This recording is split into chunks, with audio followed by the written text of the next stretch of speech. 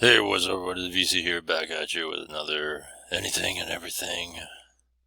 Here I am on Rumble, or if you prefer YouTube here, let me go over here, there it is. And have at it, subscribe or follow. That way you get daily content on just common sense topics. You know, stuff that you would think common sense would rule, but it really doesn't. Alright, so without further ado, let's just get to it here. Alright, and see what's going on around the dial here. As we go in, you know, look at this topic right here. Right? It says, Texas bill seeks to end college aid for students without legal status. And it's like, why are they even getting it in the first place? Makes you think, right? It's like, why are they even getting it?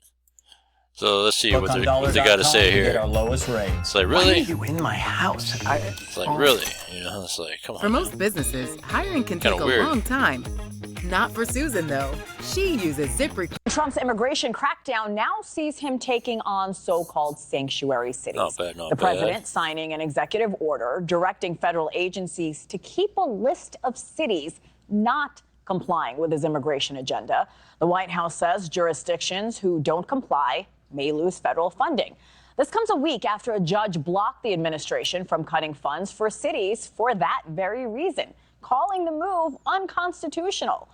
As the Trump administration presses forward with its mass deportation plans and sweeping changes to public education, Texas is moving ahead with a bill that could keep people without legal status in the U.S. from getting a college education. News Nation's Xavier Walton is in Dallas with all the details. Xavier, good morning. How many people could be impacted? Anna, good morning to you. Good morning to everyone at home. Well, have your cake and eat it too. Potentially, this proposal could potentially impact tens of thousands of students, and then at an adverse effect also cost or impact millions of dollars as well. We are talking about State Senate Bill 1798. Here's the language here on the screen, and what it would do is it would bar undocumented students from any state funds from universities, including a scholarship, grant, or other financial aid. The bill also prevents those students from paying discounted in-state tuition rates. Focused on ending a more than 20 years of how are these they even benefits doing through that the too? Texas Dream Act. The bill's sponsor, Republican Texas State Senator Mays Middleton, says, public funds for higher education should be reserved for U.S. citizens. In the 2024 through 2025 school year alone, more than 20,000 undocumented students received in-state tuition benefits that resulted in an estimated $150 million in subsidies. These are funds that could have been used to support lawful residents, perhaps even used to lower tuition or fees for citizens. Makes too much sense, right? On top of that, those who support this proposal, they say for years, for decades now, the in-state tuition has brought in thousands of undocumented students to the state as an effect, costing the state and taxpayers lots of money. They pay in-state tuition. All right, we know this is a polarizing How are they even issue, getting away with Xavier. that? What are those opposed to the bill saying about this move? It's racist. Well, they essentially are saying that this is impacting the future of tens of thousands of undocumented students and generations to come. And in recent data, we actually have some numbers for you. Roughly 57,000 undocumented students are currently enrolled in Texas universities and colleges. And with California, Florida, New York, and New Jersey joining Texas in the top 5 states with undocumented students, at a recent hearing in the Lone Star State, lawmakers, you know what they heard from some of those who say the Texas Dream Act actually changed their lives? My journey started with an opportunity, and now I get to give opportunities to others. The Texas Dream Act is more than a policy. It's a lifeline. It tells young people like me, you matter. It tells young people like her, you come into it illegally and you be taken care of. Get the fuck out of here. Things matter. Your story matters, and your contributions matter. And she was a direct beneficiary of the Texas Dream Act, which has been in place since 2001. Texas being the first state to do so, Henna. Since then, more than 20 states have followed similar suit with similar legislation. Thank you for watching. Subscribe below and download. Can't have your cake and eat it too.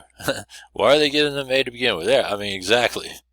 There's no good reason for our tax dollars to pay for college or anything else. Those who are here illegally. Are you kidding me? We're paying for non-citizens college. Yeah, because there's a lot of people like me that would have benefited from this. You know, born here, enrolled in college here. And it's funny because it's kind of contradicting, right? You have international students that pay international tuition, which is, it's expensive when you're paying international tuition to come in to use, have education. But then you have people that come in illegally that gets in-state tuition and get it paid for on us. I mean, it doesn't make any sense. And so I don't care about DACA. I don't care about the DREAM Act. I don't care about what that lady said. You're just saying that you benefited from our system is what you did. You just took the system to your advantage and benefited from it. Fuck out of here. All right, so see what we got here. And of course they belong. Here's an extension of this, right? Should all illegal immigrants who came in under Biden get to stay forever, right? And anybody else that comes in. Stephen, you guys ran on targeting violent criminals, worst of the worst. I'm not disputing any of the facts around the cases of these women who were deported and removed with their kids, but given you're looking for more money from Congress, ICE says they need more beds, they need more money. Is it the best use of the administration's resources to be going after moms of young kids, basically? Do you yourself have an opinion on the subject? I'm more interested in yours. Well, what percentage of the, let's just pick an even number of, say, 10 million illegal aliens. Let's say that Biden released, I think it's closer to 20 million. Let's say he released 10 million illegal aliens into the country over the last 4 years. What percentage do you think we should let stay here of those 10 million? I'm not trying to do a game show. No, but I'm saying, I'm just curious if you think that's the best use of your hold on, limited dollars. Is it your view that if a Democrat president releases 10, 15, 20 million illegals into the country, they all then should get to stay forever and for all of life? Stephen, I don't have a view about what Democratic presidents do. I'm asking what the Republican president you vote for and how he wants Come on, to man, use answer the question, right? Because you know the answer is obvious. Everyone that Biden let in has to go home. Of course. I mean, it's a crazy thing to even ask. You think we should give administrative amnesty to some subset of the illegals that Biden... I'm asking how you're prioritizing the work that your administration is doing. They're all going back. We're going to continue to focus on raids against high-threat criminal aliens. We're going to use the entire force and power of the federal government to get them all home. Many will choose also to leave voluntarily and take advantage of the CBP Home app. But we are not going to ask taxpayers to subsidize the presence of a single illegal alien in this country. Here's another thing. Do you think that we have some sort of magic 8-ball to see which particular illegal aliens who skip their hearings, which particular gotaways are going to go on to commit a rape or murder? How do you explain to a parent in this country if you chose to release an illegal alien and they committed some heinous crime, why you chose to make that release? From a public safety standpoint alone, you cannot justify setting free a removable and deportable alien. Like in these recent cases, these were all illegal aliens who showed up at an ICE facility for a scheduled appointment. We'd be spending extra resources to set them free. They're already inside of the ICE facility. I mean, think about that. Illegal aliens walked. No, it's a very important point. Illegal aliens walked into an ICE facility and were taken into custody. Could you imagine telling ICE officers to release illegal aliens who announce and present themselves at an ICE facility? Would any other law enforcement agency do that?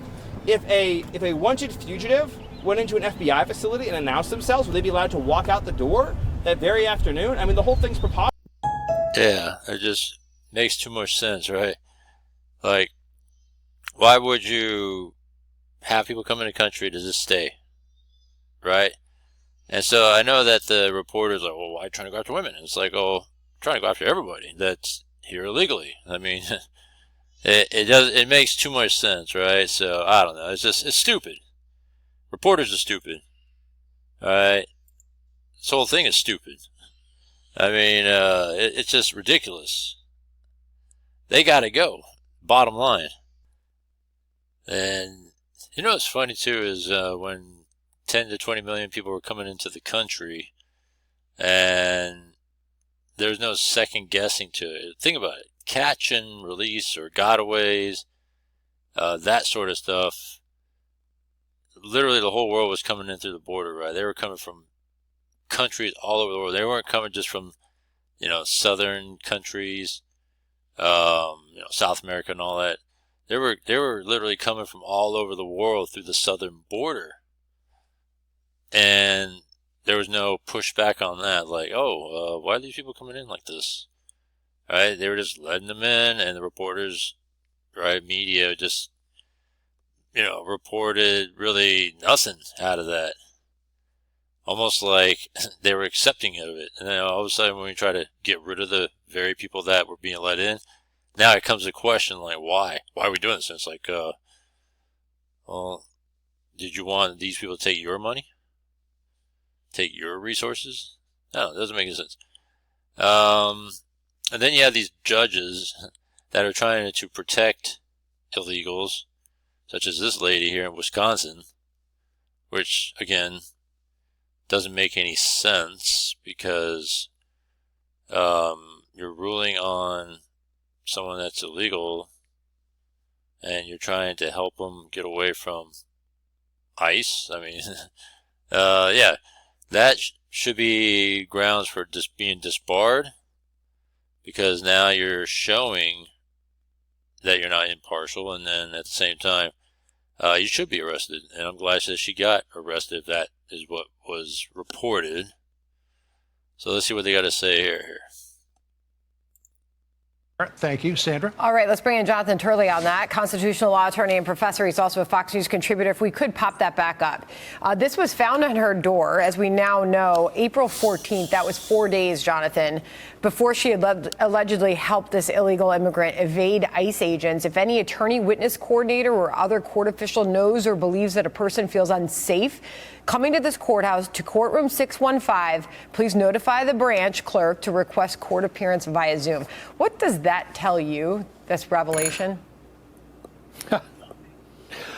Well, first of all, the judges probably can set Zoom hearings. It's in their discretion. I doubt that that alone would bring further legal action. But what Judge Dugan did here is far more direct and arguably criminal.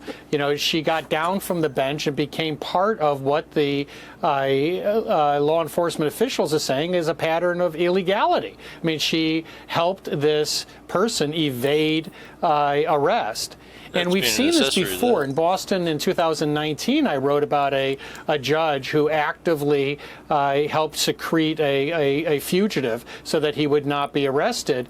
She was ultimately charged, but under the Biden administration, they just dropped those charges. And many of us were very critical of that because we thought the intent was clear. And so what people have to distinguish here is between the role of the judge and what she did. She was not acting as a judge at that point. She was acting as an individual who was helping the evasion of law enforcement.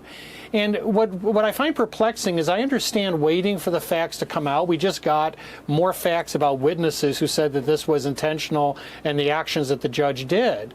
But what's concerning are all these Democratic leaders saying that she is this martyr. Well, if it's true that she actively secreted an individual, actively evaded law enforcement, how is that part of the judicial function?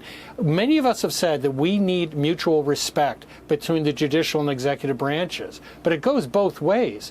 She has to earn that respect by reinforcing her role as a judge, not as a participant in alleged illegality. That is obviously a critical point, Jonathan. And one of those voices has been the Milwaukee mayor. He spoke live during this program last Friday. He also was on Sunday over the weekend, which was this from? Maybe this is from Friday. But the Milwaukee mayor. Okay, this is Friday. The Milwaukee mayor insisting that this is all, Jonathan, just showboating on the part of this administration. Showboating. Typically, when something like this happens, an indictment of a potential defendant is ordered. There'll be a court appearance. That didn't happen in this case. I think what happened here was just showboating. They're just trying to have this show of force, and in the process of doing this in a courthouse where people need to go for court proceedings, they're scaring people away from participating in the process. Meanwhile, as I mentioned, that was happening live during this program on Friday. He was asked pretty simple questions about this case, and he didn't have a lot of information. So why do they feel so compelled to come to the defense of this judge? Yeah, that's the odd thing here, is that we previously had a judge do precisely what was alleged here, and nothing came of it. The judge was reprimanded, but certainly did not get prosecuted for that action. Yes, arrests often do send messages. That's not denied by prosecutors. You're hoping that arrest of one person will deter 100 others so that you don't have those cases. This was clearly a shot across the bow because the administration saw a judge who was openly evading federal authority, becoming an active player in these alleged illegal actions. And they decided to draw a line right here because she stepped over the line of between being a judge and being an alleged participant in a criminal act. Finally, I want to get the words of President Trump on the Wisconsin judge arrest. This was during an Air Force One gaggle yesterday. President Trump, listen. I think the whole thing is horrible with judges, with what's going on, and they shouldn't be doing that. That's very dangerous territory. And we have to be able to do what I ran on. I ran on a campaign of taking criminals out of our country. We have to be allowed to do it. Otherwise, we're not going to have a country any longer. And the polls show, as Mark Meredith was noting earlier at the White House, that he's got a lot of support for what he's doing. Although I want to put this Fox News poll up on the screen. While he's getting a lot of support for his action at the border and deporting these illegal migrants, this is a Fox News poll that asked about the federal district judges challenging President Trump on certain policies, on whether those judges are legitimately exercising power. About 58% of them said so, Jonathan. Those who said that they are unlawfully interfering was a third, about 33%. So what does that tell you? Well, I think that the White House should heed these polls. You know, on cases like Garcia, many of us argued that they should have brought him back. In my view, he would have been promptly and correctly deported back to El Salvador. I don't see how he could stay in this country. But it's very important for us to reinforce these lines. You have to comply with court orders. You can appeal them. In the same way, judges like Dugan are allowed to use their courtrooms to deal with matters before them. They can issue orders. They can bring in people to give testimony. What they can't do is get down from the bench and become part of the alleged crime. And so these are important lines for both sides to mind. Yeah, it's definitely crossing the line. And it's funny how they're crying and chanting about due process. They don't care about the person, but they are worried about the process, the due process. Like, get out of here, man. I mean, people are just stupid. That's what it is.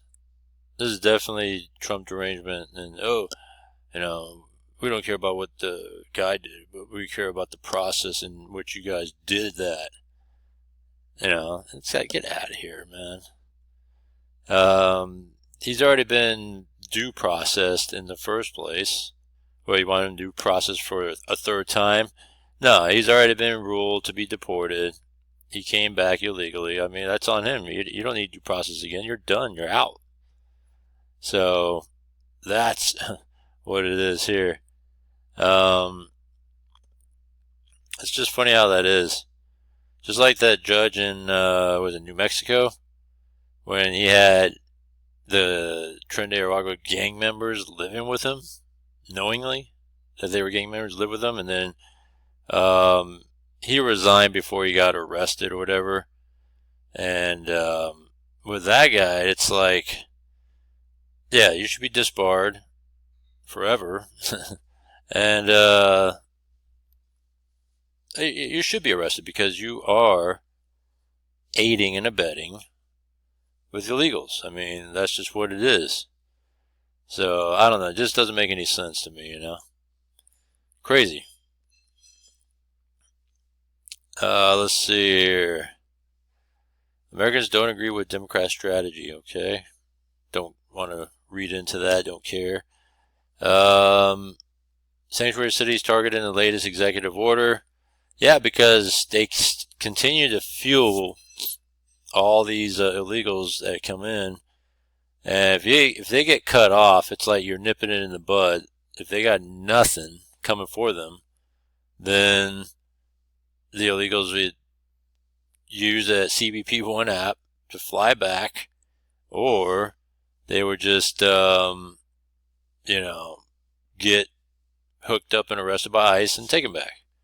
So, I mean, it makes too much sense, right? That's what should be happening. So, interesting stuff here. This is funny. Tourism down in California, wouldn't doubt it, right? Another dam removal, possibly? Wow. Like, how much more dams do we got to remove in California?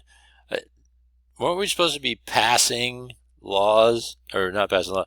Wasn't laws passed to build more dams, and they were destroying dams? It's kind of funny how that is.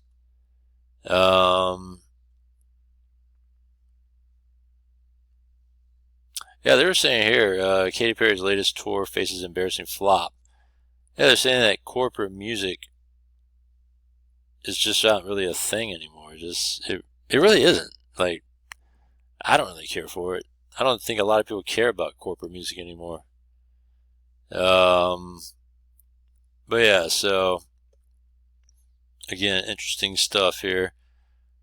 I mean, this has nothing to do with illegals, but it has everything to do about corporate media, corporate music, and how they favor the left, the progressive, liberal arts, and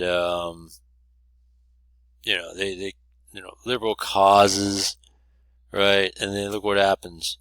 It just makes our country look bad because we're giving away stuff to illegals, and this is part of this whole woke, ideology and corporate media control when it comes to things like music, for example, as Katy Perry is obviously part of that tip.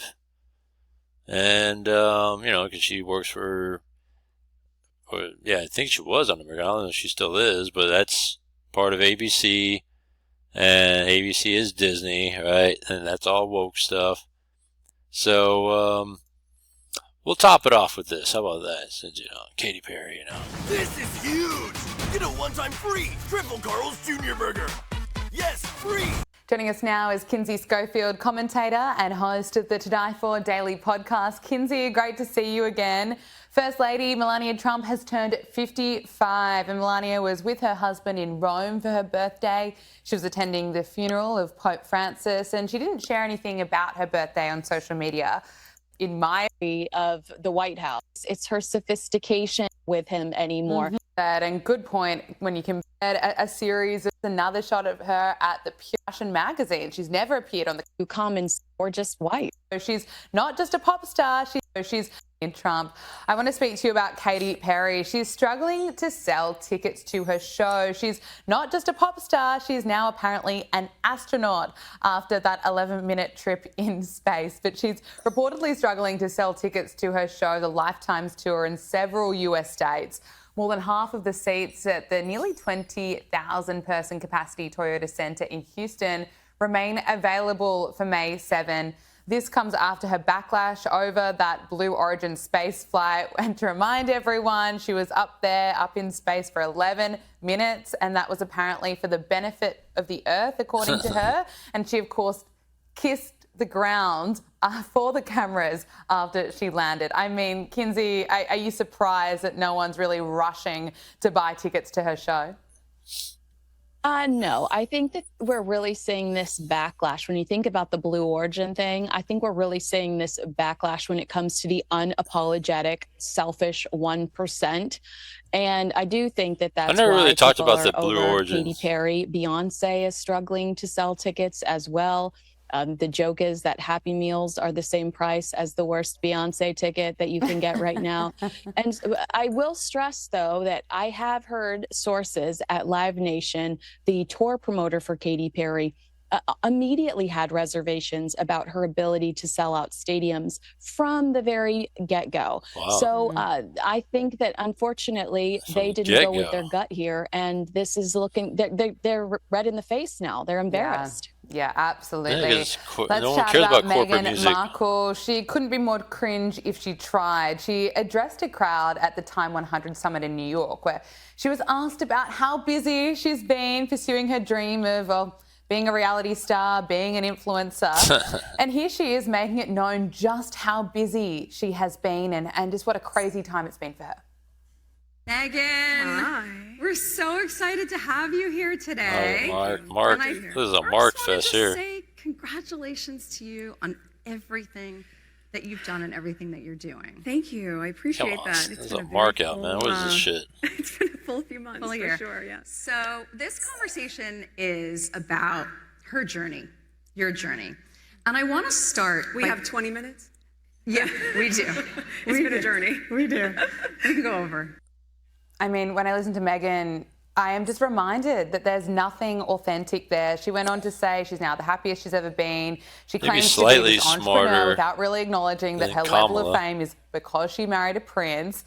You know, the BS from Meghan just never seems to stop. Well, I'd like to just reiterate the 1% comment. I mean, is this not the perfect example of I am completely unrelatable?